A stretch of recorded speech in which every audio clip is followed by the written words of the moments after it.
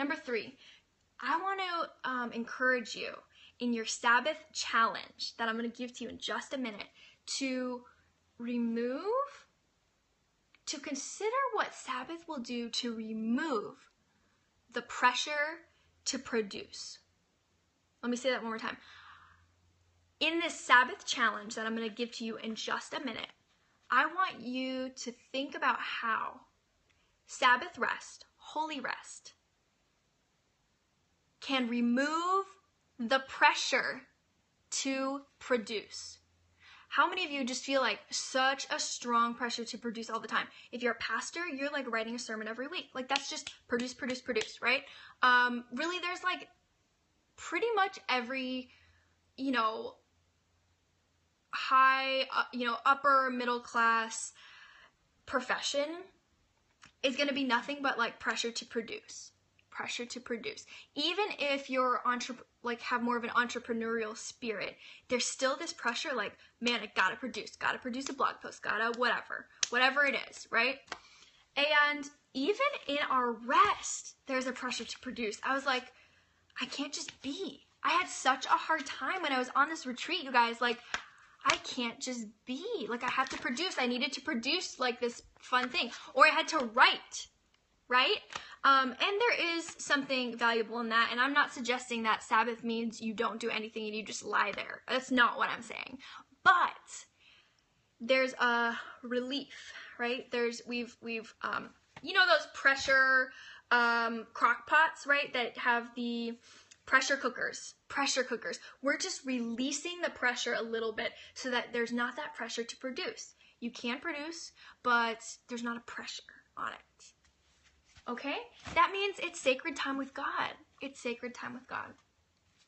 So, we've talked about Sabbath. We've talked about what that means. We've talked about benefits of including it in your daily and weekly rituals so that you can, 1, identify burnout, and 2, prevent burnout. Now, and we've talked about 3 different ways that we've heard people talk about. Oh, you guys, I had a really good quote. Oh, I have a quote for the last one. I forgot to share it. Let me go back. Hold on. The quote for the last one, pressure to produce.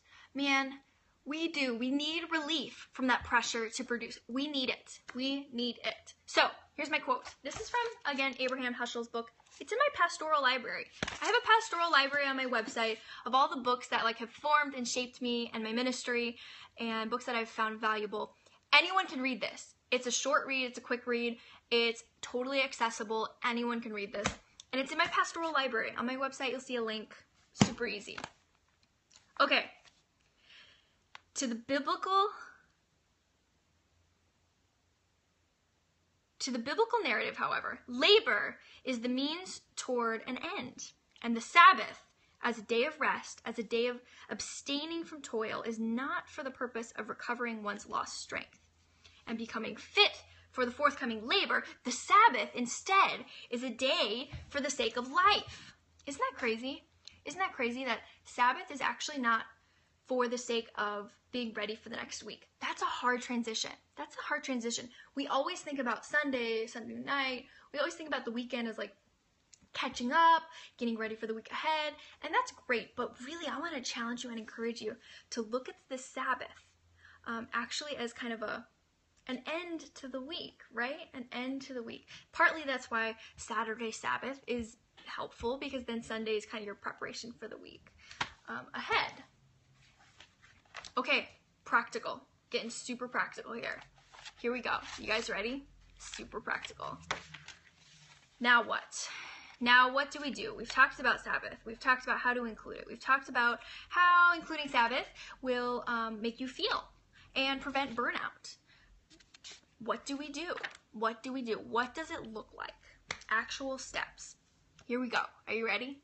Exodus 20, verse 8 says, do all your labor for the 6 days. 6 days you will do all your labor. 6 days you will do all your labor. I'm putting emphasis on the word all for a reason. We will talk about it. So, Heschel, again, says,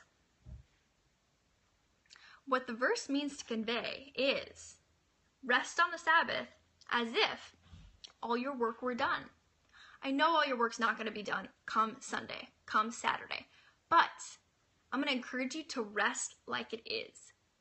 That's the goal. That's the goal. Rest like it is, okay? Here are some really practical suggestions. They're hard, they're challenging, they're meant to be challenging, but I want you to think about one, just one, that you might include on Saturday or Sunday, whatever your Sabbath day is, okay? Perhaps, okay, so first, I'm going to encourage you to not rest. No Sabbath rest with electronics, okay? So that means try to have no TV. That's hard, you guys. All I want to do is Netflix and chill, right? Okay, or Netflix. Try it. Try to, for one day a week, not have TV.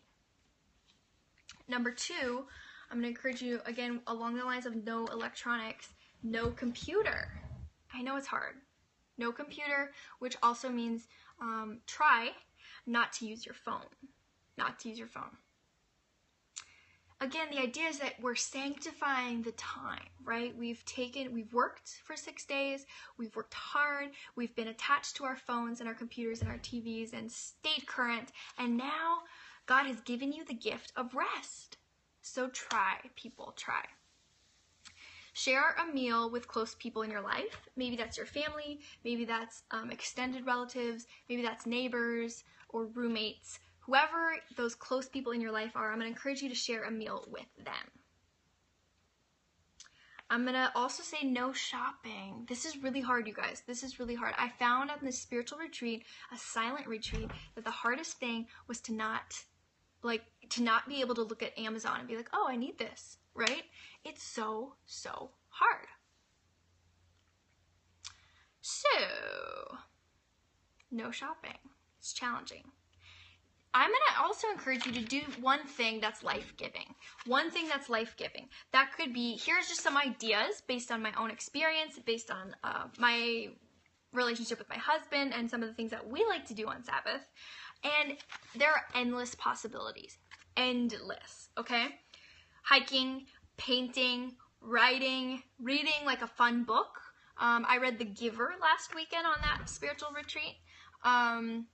Maybe take a long drive, listen to music, play a game, sunbathe, daydream, or stretch. I mean, those are just some ideas of things that you can do. One sort of Sabbath practice you can include.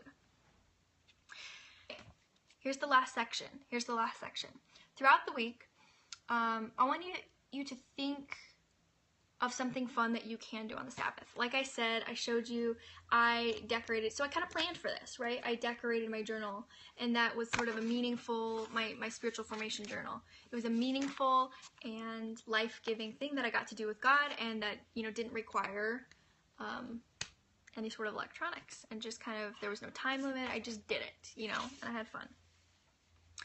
So think about that. For you, what is something that you can do that's life-giving on the Sabbath? Prepare for it. Prepare for it. Maybe think of something that you're like, oh, I need to get this done. Actually, not even really a get-done thing. Could be like, oh, I've been wanting to do this. That's more what it is. Oh, I've really been wanting to do this thing. I've really been wanting to paint. I've really been wanting to do whatever, but haven't had time. Save it for the Sabbath. And since that time is set aside, you can't get on the computer, you can't get on the TV, you're kind of forced, if you will, to do this thing that's life-giving for you. People, that's like the number one way to prevent burnout. I promise you. I promise you. 2, connect and plan to connect with other people who may be kind of joining you in this endeavor. That means don't do this alone, right? This isn't really you can, I guess, do it alone, but hopefully you're not like turning your phone and your Netflix off and being like, I'm sitting here totally in silence for an entire 24 hours by myself. That might be the case, and so if that is the case, that you maybe live by yourself or something, I'm going to encourage you to like make plans to catch up with an old friend or something like that, right? So that you're not doing this entirely alone. Now, questions to ask yourself, especially if you are feeling burnt out. You know, we're halfway through kind of the fall season, we're getting into the holidays. Like, it's very real that you might be facing some feelings or not even aware of the fact that you're close to burnout. Now, I'm gonna encourage you to ask yourself these questions. I'll have them on my blog, but I would also encourage you to write them down. 4 questions that will help you identify and really prevent burnout. 1, do you currently have a Sabbath day? If you preach on Sundays, that's kind of a day of work for you. So make sure that you have a different time, a different day of the week that's your Sabbath. If you have another sort of career path or vocation that maybe you work at a hospital and you have kind of funky overnight shifts and your Sabbath isn't really consistent, make sure that you are at least setting aside one day to be that day each week. In a perfect world, consistency is helpful, so like if it's every Tuesday, but some people don't have jobs that work that way. And so I would encourage you to at least think in your mind, sort of think, oh, I need to have one day a week that's set aside, no matter what day that is. So ask yourself, do you have a day that is set aside, that it can be a Sabbath day? Number 2, what hobbies do you have that don't require technology or money? Okay, so that's sort of a self-reflective question. Do you have any hobbies that don't require technology or money, right? So on my free time, I love to surf the web and search on Amazon.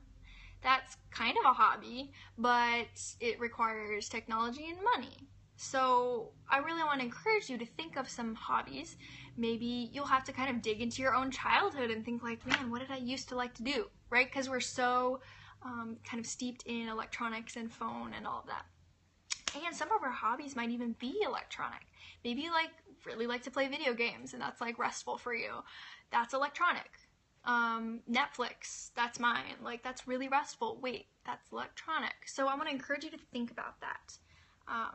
What hobbies do you have that don't require technology and money? Also want to encourage you, if you've ever participated in sort of a silent retreat or something like this, or you're going to do it this weekend, how did you feel during that Sabbath rest and how did you feel after?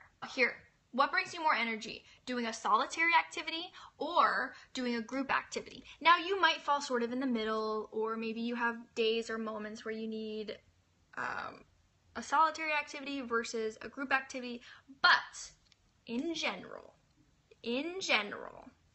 what brings you more energy? A solitary activity or a group activity? That's also going to help you, 1, identify burnout, and 2, prevent it. If you know that about yourself, or you realize at the end of the week you're so exhausted because your job requires you, or your school, or whatever your context is, requires you to be around people every single day for 10 hours a day, and you feel totally drained on your Sabbath day, 1, that group of people doesn't necessarily bring you energy, and 2, on your Sabbath day, do a solitary activity. Do something solitary, okay? And vice versa, if that's the case for you. Now, those are my practical tips and suggestions to incorporate what we would call holy rest or Sabbath into your life. That's not only going to help you identify burnout, but also prevent it. I hope this was helpful for you guys. Definitely share, and if it was helpful, and if you think it will be helpful for someone else that you know, really any leader of any form, in my opinion, should be incorporating Sabbath rest in their life. Here's my site one more time so you can find me, juliamathayanafriedman.com, and I will see you guys tomorrow.